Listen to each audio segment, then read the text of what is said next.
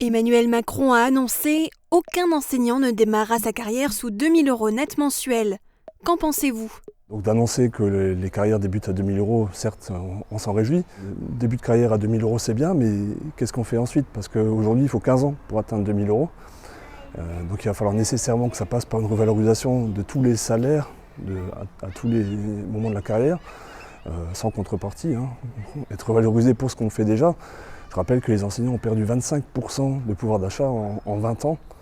Alors certes, on vient de revaloriser 3,5 %, mais avec 7 % d'inflation, on est encore perdant pour cette année. Donc donner envie aux jeunes collègues de rentrer dans le métier, c'est une bonne chose, mais il faut donner aussi envie aux autres qui sont déjà de rester.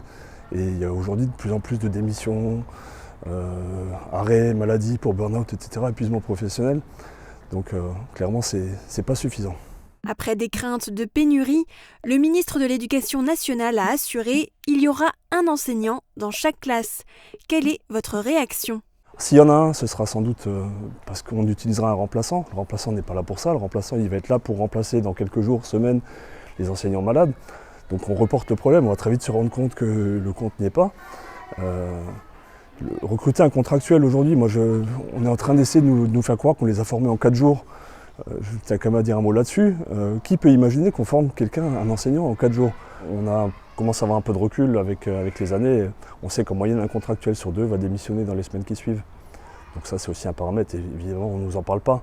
Et donc sur les contractuels qu'on a trouvés, lesquels vont rester?